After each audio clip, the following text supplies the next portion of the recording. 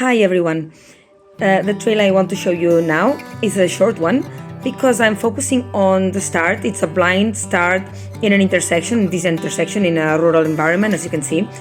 And I am getting ready to try to pass level 1B of our evaluation system, the DreamCan evaluation system.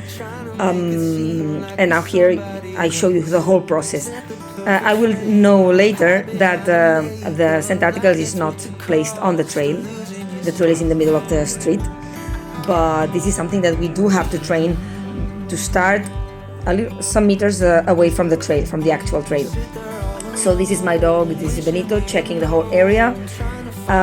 When you check an area, especially like this, in an urban environment, in an intersection, I would suggest you that you go deep in the streets, in every street, like a couple of meters or so, because as you know, if there are cars passing on the intersection, they move the scent trail, so it's going to be difficult for the dog to understand the direction of the trail in the intersections.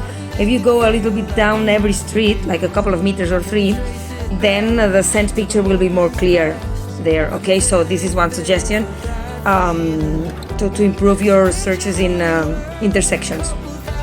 Even if you are just running a trail and suddenly you come across an intersection, if you see that your dog struggles, you could also even cast every street in the intersection, but always a little bit deeper, like 2 meters or 3 meters deep in every street, okay? So the scent picture is more clear to the dog. The dog is finishing the circle now. When I was talking, I don't know if you saw that the dog was indicating one direction, and that was good information for me because actually the trail went this way. I didn't know at that moment because it's a blind trail, as I told you before, but I noticed that he was indicating clearly there, which is one sign for me, one piece of information. Remember that we always say that the scent inventory is for us, for the dog to find the trail or the freshest trail, and for the handler to get information, even before the start, to get information from our dogs.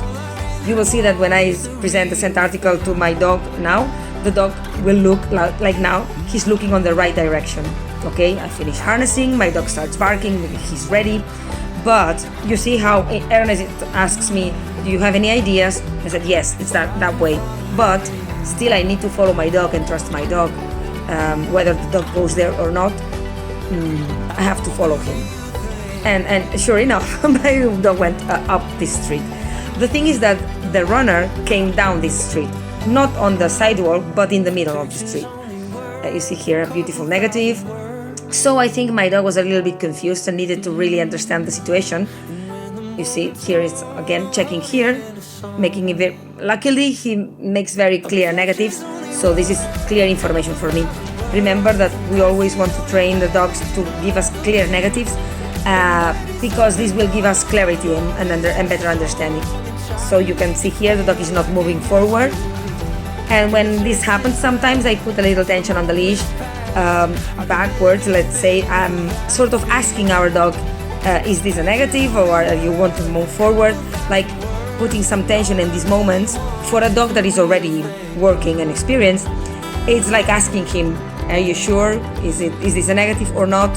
Okay, this is part of our dialogue, our conversation. Here he makes again a beautiful negative. You see that he slows down, raises the head, slows down, puts the nose on the ground, raises the head and goes back, and I move with him. Once the dog shows me a negative, there is no point in pushing my dog, of course, so I go back. When it's a blind trail and you're working at an intersection, right here is Ernest in the middle, what you have to remember in your mental map is where the dog has been working, where the dog has showed you negatives. So you just have to keep moving and see if the dog finds the trail eventually. Here now the dog is checking this sidewalk where, sure enough, I knew afterwards that the trail was. The runner went this way, and I could feel it on the leash, on the tension. I could feel it on his body language, on his barking, that he was more agitated. So as I was coming across the next intersection, Ernest, I asked him, I feel, because this is training, and I say, I feel that we are on the track for whatever, for this little information that the dog is giving me. And Ernest confirmed me, yes, you're right, okay?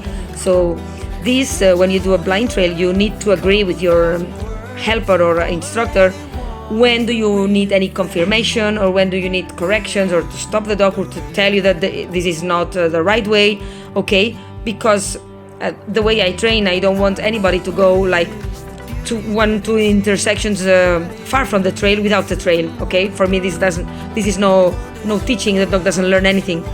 The only thing the dog learns is you have permission to go further where there is no scent, okay? Which is not what we want. Okay, so and here he gives me again a beautiful negative. Ernest had only confirmed me there that was the right street, but not anything about this intersection. So again, it was blind for me this, but the dog crossed, and sure enough, the runner was on that behind that car. My dog, as you can see here, was so focused on the scent, he was not looking with his eyes and tripped on the sidewalk. He's also getting a little bit older. He's 10 years old, and so I have to be careful with these little things. But in this case, it's just that he was so focused on the scent that he didn't pay attention to the sidewalk. But anyway, I try not to make too long trails or too complicated, physically demanding trails, because, well, he's that age already. But he's enjoying himself very much, as you can see. He loves it, so we continue doing it until he says, I don't enjoy it anymore. So that's all. I hope that you liked it, and I see you in the next one.